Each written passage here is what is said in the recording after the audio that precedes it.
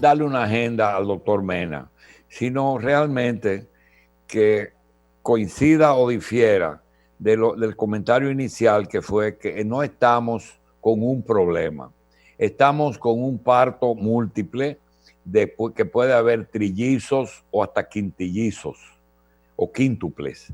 Y cuando tú tienes una pandemia que primero no estaba planeada, y dentro de eso surge problemas de seguridad social, problemas de ARS, problemas de ARL, problemas de fondos de pensiones, problemas de sustento de la población, problemas económicos de desempleo, problemas de liquidación, problemas de que ustedes tienen como empresa que mantener una nómina porque las enfermeras y los que trabajan en salud, tú no lo puedes despedir y decirle, venga cuando se acabe esto, porque tiene que mantenerle sus salarios, porque el gobierno dice, si es centro de salud, no califica. Entonces, es muy bueno estar disponiendo de cosas que uno no conoce, pero también están el hecho de que el Estado es el responsable de las enfermedades en medio de una pandemia. Es decir, tú no le puedes decir a una clínica que habilite cuidados intensivos para el coronavirus, porque esa es una función del Estado. Por otra parte, el Estado, para que no se saturen los servicios, le dice, tiene que haber una cuarentena más rígida y un estado de excepción prolongado. Y en medio de eso te dicen, doctor, el 5 vaya a votar por Luis Abinader y Leonel Fernández. Cuando eso te lo dicen a un hombre que tiene que estar rompiendo corozo todo el día en una clínica, en que ve un muchacho, ve un laboratorio, ve una sala de operaciones, no puede recibir a una enfermedad en su tercera etapa. Hablen un poco de qué significó el coronavirus para la clínica privada, doctor Mena. Buenos días. Es difícil negar todo lo que usted ha dicho, porque usted, como médico y conocedor del problema, lo ha abarcado de una manera, yo diría que ejemplar. Y ciertamente, el problema viene desde lejos, viene desde hace 20 años aproximadamente, cuando Horacio hablaba del asunto de la privatización en Chile. Precisamente ahí comenzó en Santo Domingo el problema. Recuérdese que nosotros hemos señalado en diferentes oportunidades que se crearon los monopolios en esa época y que las clínicas tienen las desventajas de que no han sido, no lo quieren tampoco. No se le ha dado el privilegio, si eso se puede llamar privilegio, de las exoneraciones, del no pago de impuestos y ese tipo de cosas. Que dicho sea de paso, lo tenemos arriba nosotros en este momento, inclusive de crisis, como usted sabe muy bien. Entonces, todo ese tipo de cosas ha conllevado realmente que en este momento se desnude la situación. Fíjese, las clínicas privadas pertenecen a las empresas medianas. Independientemente, recuérdese que lo primero es lo político, después viene lo económico y después viene la salud. Quizá a usted no le guste eso, pero usted sabe qué hace. Las clínicas pequeñas, como usted sabe, las medianas, en estos momentos tienen más de 1,000 enfermeras que están fuera de servicio y que hay que pagarle, como usted señaló perfectamente. No están acudiendo los pacientes, eso es otra. Por algún motivo, porque yo diría que en este momento el pánico que hay con el coronavirus, lo que ha generado el coronavirus, es peor que el coronavirus en sí. O sea, no están yendo los pacientes a las clínicas. Laboratorio, rayo X, sonografía, tomografía y todo ese tipo de cosas está parado. Y usted señalaba, sin darse cuenta ahorita, que precisamente una tomografía, una resonancia magnética costaba $1 millón. ¿Dónde lo va a buscar las clínicas? ¿Dónde lo va a buscar si no es privado, si no es un banco? Y ese banco, en este momento, usted le dice, usted me paga porque tampoco nosotros calificamos para las moras que hay en los bancos, que hay en el gobierno. Entonces, imagínese usted en esa situación, ¿cuál es cuál va a ser o cuál es la situación de la clínica. Lo que se ha venido y lo que hemos venido señalando nosotros, que la pequeña propiedad y mediana se va. Las clínicas pequeñas y medianas se van sin necesidad de que Salud Pública la cierre y Salud Pública, pero el aspecto económico sí se la lleva. Se va y altamente golpeadas las clínicas, vamos a decir que medianas y medianas altas, con la ventaja de que todo el que está en los privilegios de que no pagan impuestos, son sociedades, se van a convertir en monopolio. O sea, eso es lo que estaba manifestando hace un instante, y no lo vi muy claro lo que manifestaba el señor el doctor Montenegro. Es precisamente eso. Se llevó a cabo la privatización y se monopolizó, y ahora una enfermedad lo está llevando a cabo y lo va a llevar de una manera a raja tablas. Fíjese, inclusive, yo creo que usted tiene un poco de contradicción conmigo en eso. Nosotros hemos dicho que el 30% que se ha solicitado y que se le den a los que han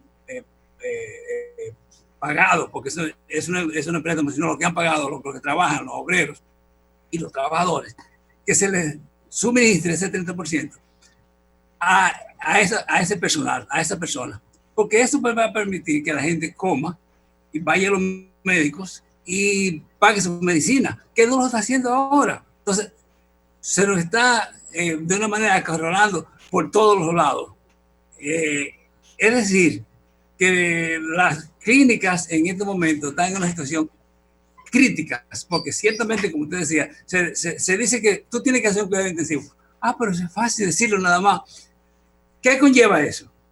Usted sabe que se han enfermado muchísimas enfermeras. Además de las que se han suspendido, hay enfermeras, por ejemplo, que están cogiendo licencia por la edad o porque se han contaminado diariamente. Entonces, todo eso nosotros lo tenemos que pagar. Y cuando un médico va a ver un paciente que tiene cuidado, que tiene el problema del coronavirus, y ese médico no tiene que ponerse la mascarilla, la bota, la bata, el gorro, la mascarilla, todo ese tipo de cosas. Y eso cuesta muchísimo dinero, como usted entenderá. ¿Dónde aparece? ¿Dónde va? ¿Qué le va a pasar a la clínica con todo ese tipo de cosas? ¿Pueden las clínicas realmente subsistir en este estado, en esta situación? No van a poder. Por eso nosotros decimos que se abra la economía, que se comience poco a poco respetando lo que se recomiendan de la distancia, ese tipo de cosas, porque de lo contrario, el colapso será peor para las clínicas, será peor que la pequeña y mediana empresa, porque nosotros no estamos escapos a esa situación. Desgraciadamente, estamos unidos a los políticos y ellos son los que deciden y mandan en esta situación. Y nosotros, las clínicas, somos los que estamos recibiendo a diario y a cada momento, como usted señalaba muy bien, los embates de esta situación. Si doctor Mena, mire, una pregunta. Primero, antes de continuar, le quiero sugerir, por favor, que se eche un poquitico para atrás, se lee un poquito del dispositivo para nosotros poder ver mejor su rostro completo mientras nos habla. Pero también es muy bueno, doctor, saber si los médicos, si durante esta situación, además de las carencias económicas que están teniendo que enfrentar las clínicas, aún así están teniendo la asistencia de todos sus profesionales a atender a sus pacientes, o ha habido un cambio en lo que es la dinámica de atención a los pacientes de los consultorios. Ha habido un cambio total, porque el pánico ha sido total, incluyendo a los mismos médicos. O sea, los médicos, por ejemplo, muchos están asustados y no van porque creen que lo van a contaminar. Y el servicio que le están acostumbrados a presentar, por ejemplo, a pacientes, las dos personas, nada más el médico, porque también el paciente cree que se va a contaminar. Son las dos situaciones que se están presentando. Por un lado, los pacientes no están acudiendo, por ejemplo, los diabéticos, los hipertensos, y cualquier otro tipo de patología que requiera un continuo chequeo, no está acudiendo. Y el médico tampoco y el médico tampoco está en estos momentos. El médico en estos momentos tampoco está acudiendo de una manera regular porque va uno o dos pacientes. Entonces, ¿cómo el médico se sostiene en esa situación? Fíjese que es doble el problema. Por eso nosotros decimos que el pánico que ha ocurrido, que ha ocasionado el coronavirus, yo no sé si es peor que la enfermedad, porque si usted se pone a ver en este mes o este año, si usted hace un sondeo o un conteo del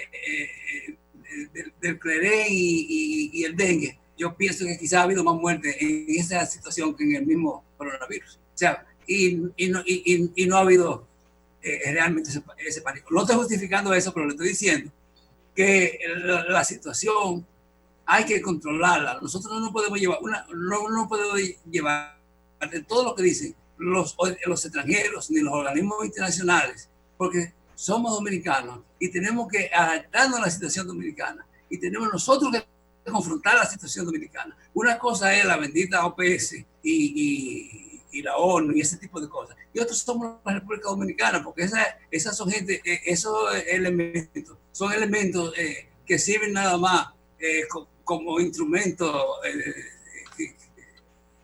que traban la situación del pueblo dominicano y que nos traban a nosotros los dominicanos, porque, por ejemplo, el doctor Jorge Jacín sabe muy bien que una cosa es ser médico de escritorio y otra. Todo ese tipo de cosas tienen que ver para que esas instituciones no se vean como elementos que lo único que hacen son que intervienen y son injerencistas a nuestro país. Son muchas las cosas que hay que tomar en consideración y hay que tener coraje para tomar esas decisiones. Doctor, de manera... Escúchame, Rafael. Escuchándote... No te escuché la primera vez. Escuchándote, uno piensa y dice, bueno, lamentablemente la situación que está pasando en las clínicas privadas es básicamente, tiene un denominador común con el resto de las empresas en las distintas actividades económicas. Vamos a poner un ejemplo.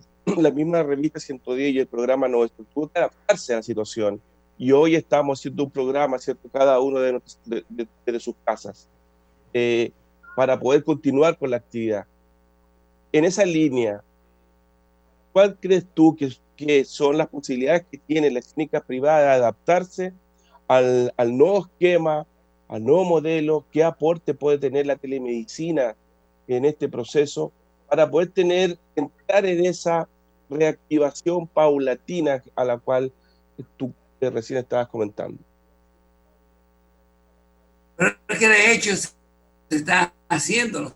Nosotros estamos haciendo, por ejemplo, ustedes saben muy bien que se le dice al paciente, porque no todo el paciente tiene carro, espéralo en el carro, espéralo en el parqueo. Un poquitico para atrás para poderlo ver. Sí, siga hablando, está bien, ok. Sí, ahí, ok. No todo el mundo tiene las facilidades. Tú le dices, tú llamas por teléfono, te voy a dar una cita.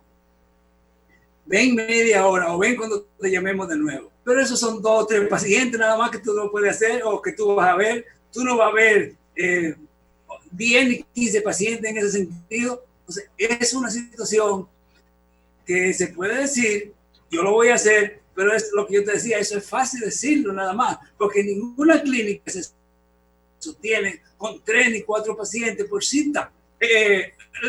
Señores, los internamientos de la clínica, ustedes lo saben, dejan pérdida.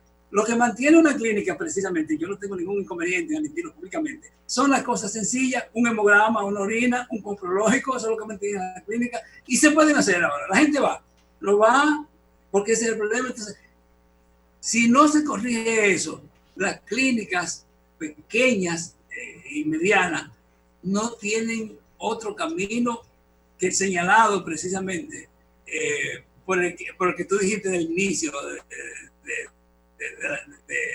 cuando Pinochet, de que desaparezcan, y eso simplemente, ustedes lo saben tanto como yo, es producto de que el que va a predominar por eso es el monopolio. Gústeme a mí o no me guste.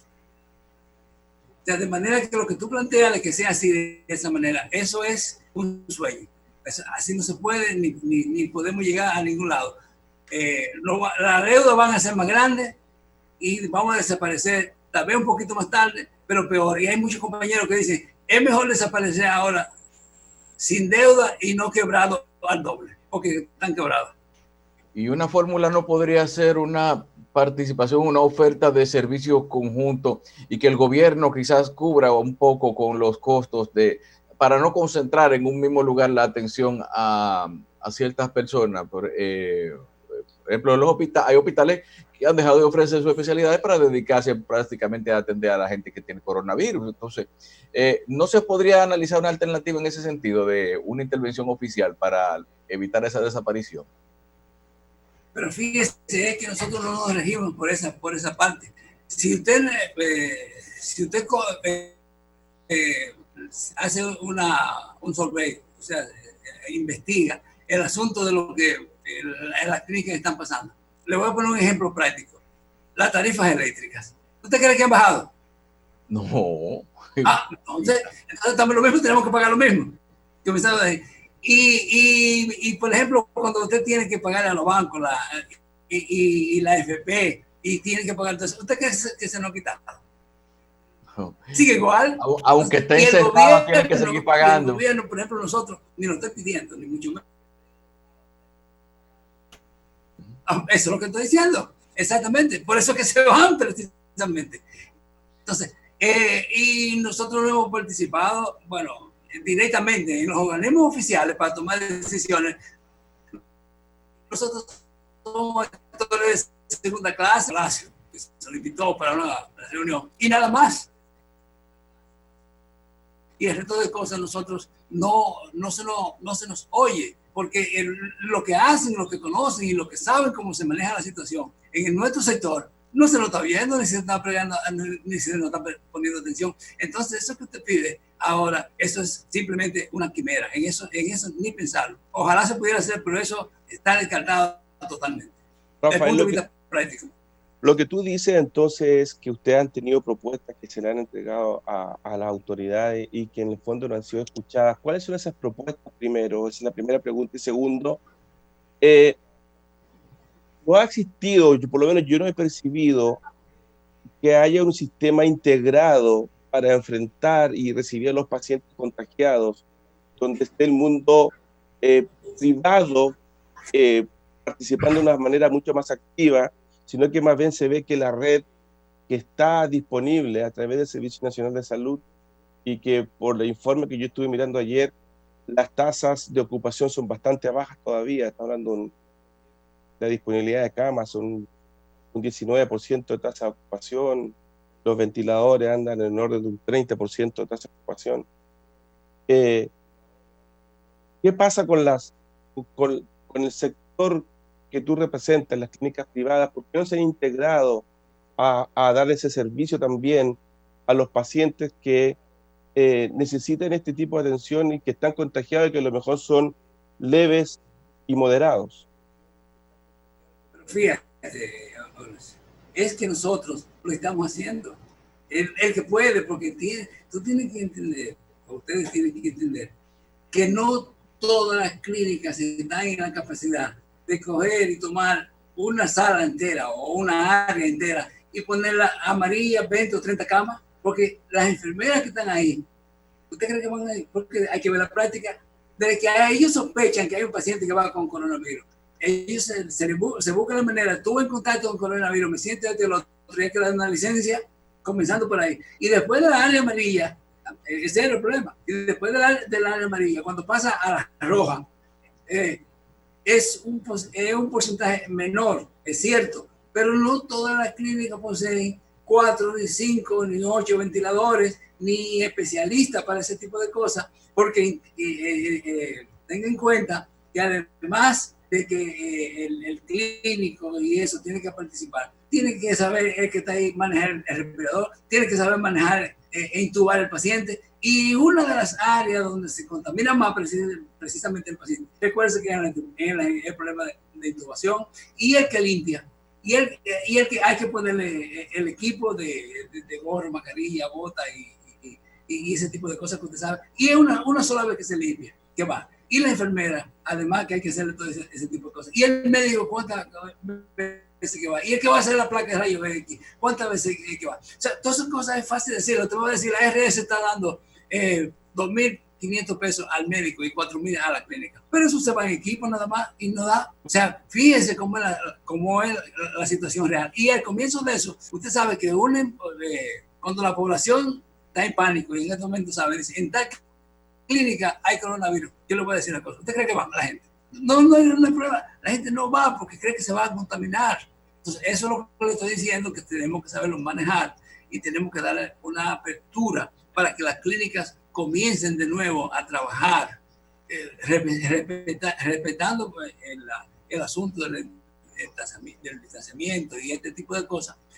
Porque de lo contrario, el que se va a beneficiar de eso, y yo tengo la impresión que tú sabes más que yo de eso, es el monopolio que es de, ¿cuál es el monopolio? El que no paga impuestos, el que se le ha construido y el que le dan subsidio. Entonces, a nosotros no nos dan nada de eso, Horacio. Nosotros, si eso continúa, va a ser, tú no entiendes ese idioma, pero es un chapeo bajito de picatierra en el lenguaje dominicano.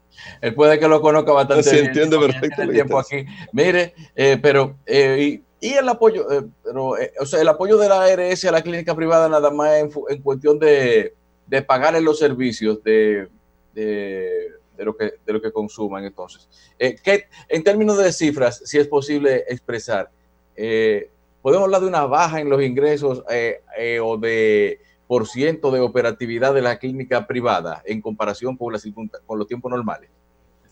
No, una baja, no. Ha habido totalmente. Porque hay mujeres que las mujeres siguen pariendo y creo que hay gente que tiene que ir como quiera por alguna razón. Pero óigame, déjeme decirle eso precisamente, usted no me entendió la primera vez que yo le dije. Fíjese, a una clínica ahora va el que tiene una apendicitis aguda, que no puede dejar de ir. Y a veces se le revienta y no va. El que tiene un infarto agudo que lo llevan, que no sabe que lo llevaron. Y una mujer que esté sangrando tampoco puede dejar de ir, o una mujer que esté perdiendo. Pero eso es la minoría, eso no mantiene la clínica, eso es un 20%, eso es lo que le estoy diciendo precisamente. Un 20%.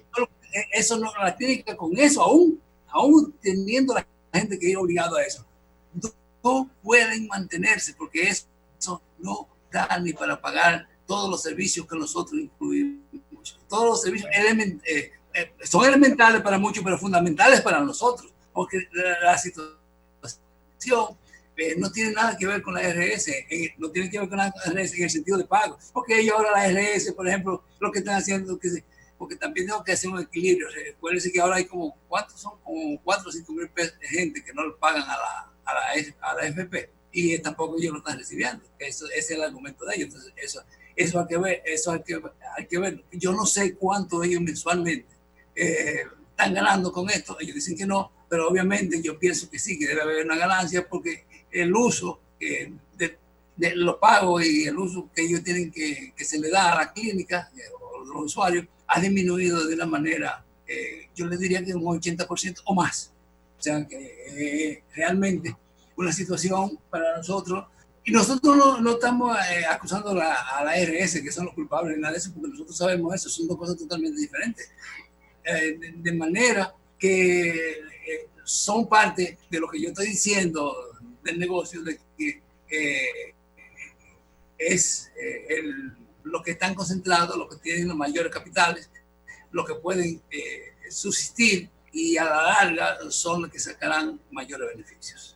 Sí. Rafael, lo que tú expones es una situación bien dramática, entonces.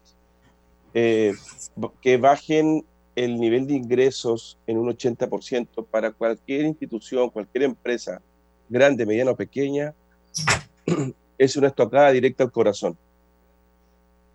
Entonces, yo quiero entender de que si esta situación se mantiene así, las clínicas privadas van a comenzar una situación de quiebra masiva. Eso va a impactar en nuestro sistema económico. ¿Cuánta gente trabaja? ¿Cuánta es la fuerza laboral que ustedes contratan como clínicas privadas a nivel nacional? ¿Cuáles van a ser los impactos si esta situación se mantiene así? Fíjense, nosotros comenzando le podemos decir que somos 117 clínicas en el país y que en miembros del colegio médico solamente hay 9.000 médicos del colegio médico que trabajan de alguna u otra manera en clínicas. Lo mismo resulta con el asunto de la enfermera. No solamente los bioanalistas, el personal de seguridad, el de transporte, el de contabilidad, el asunto de la informática. Ahora, como ustedes ven, a nosotros no se nos reconoce eso, pero yo pienso que si nosotros no somos la segunda, por lo menos somos la tercera fuerza, aparte del gobierno, ¿verdad?, de fuente de empleo privado en este país. Fíjense que nosotros estamos en el país entero, tenemos esa cantidad de gente, y yo dudo que haya instituciones privadas que den tanta fuente de trabajo como nosotros lo estamos dando en este momento. Precisamente por eso que nosotros estamos dando la voz de alarma, porque va a sufrir mucha gente que realmente en este momento dependen de eso. O, como usted sabe, tienen doble empleo, porque no lo voy a engañar con eso. Una parte trabaja en el hospital y los mismos médicos que trabajan en los hospitales también trabajan en clínicas. Se va a afectar de una manera severa ese sector que trabaja en las clínicas y en los hospitales, o en el sector médico en sentido general. Porque la gente dice una clase médica, ellos no hay clase médica, es un sector que hay, el sector médico, de lo que la mayoría, el 80% de eso, pertenece a la pequeña burguesía, porque tampoco son una clase, y tienen que entender que se le dan órdenes y que ellos lo tienen que cumplir, y el que no la cumple está fracasado, y que ahora las órdenes van a ser prácticamente militares, y ustedes saben más que yo de eso, porque saben lo que es Pinochet. Los órdenes militares que comentas son para la administración del personal que está trabajando en los hospitales. En una situación de pandemia como la que estamos viviendo, tú estás tratando de decir que no estás de acuerdo con eso, que debería manejarse de una manera distinta frente a este tema, porque muchas veces uno ve que el personal que trabaja en distintas instituciones no cumple con los protocolos, no se están cuidando lo suficiente, y no es necesariamente porque le falte material de protección, sino que no quieren cumplir los protocolos, no se cuidan con el distanciamiento social. Aquí hay muchas variables que juegan en contra también para la propia actividad empresarial, ¿cierto? Tanto servicios públicos como privados. Nuestra población no se está cuidando lo suficiente. Pareciera que no creen que esta pandemia es real. A veces uno ve videos, ¿cierto?, que circulan por las redes sociales donde aparentemente se creen que somos todos unos superhombres, que no nos va a pasar absolutamente nada, y no se están dando cuenta, ¿cierto?, de que esto está afectando la dinámica de cada uno de los países, ¿cierto?, propagando el virus de una manera exponencial. ¿Cómo tú entiendes entonces que tanto la autoridad como el área privada que presta servicios médicos debería manejar esta situación? Te escuché muy precariamente, Horacio. Parece que el asunto de la comunicación te reitero la pregunta más resumida. Yo te estaba escuchando, ¿cierto?, que tú estabas comentando que la forma de administrar que hoy día tenían, ¿cierto?, las instituciones públicas, los hospitales, eran más bien con una orden dictatorial, ¿cierto?, para que el tema se manejara. Yo entiendo que uno tiene que buscar, ¿cierto?, cuando digo uno, las instituciones, la mejor forma de administrar el recurso humano de una situación tan compleja como la que tú estás comentando hoy. Tenemos nosotros dentro de este escenario la variable que nuestra sociedad, nuestro pueblo, no está cumpliendo de manera racional el autocuidado, el mantener el distanciamiento social, etc. Uno ve videos en las redes sociales donde ve, ¿cierto?, aglomeración de gente, que uno dice, bueno, serán superhombres o superpersonas que no se van a contagiar, y no se están dando cuenta que ese tipo de dinámica lo que está haciendo es propagar el virus mucho más rápido. Entonces, desde tu punto de vista, si tú estuvieras, ¿cierto?, en el otro lado de la vereda, ¿cómo entiendes tú manejarse este tipo de situación? Tanto en lo público como en lo privado. Yo entiendo que lo primero es el problema de la educación. Yo estoy de acuerdo totalmente con que se debe llevar una campaña de concientización a la opinión pública de que deben respetarse la distancia. O sea, no me vaya a malinterpretar, por favor. Y que deben de respetarse ese tipo de cosas y deben de hacerse una campaña consciente a eso. Pero conjuntamente tenemos como sociedad nosotros que buscar la manera de sobrevivir con el trabajo y sobrevivir con una apertura económica, porque si no, si eso no se hace, no importa que hagamos la primera campaña, porque va a haber más problemas, va a haber más muertos y va a haber más desastre si no se si no se hace en la campaña de concientización y de adecuación económica, que es lo que está produciendo el virus. Entonces tenemos que buscar un equilibrio para que esa situación sobre todo para las clínicas, ¿verdad? Para que, y tengo entendido que para otros sectores, porque nosotros no estamos aislados en la sociedad, nosotros somos parte de la sociedad, para que confrontemos la situación con nuestras experiencias dominicanas.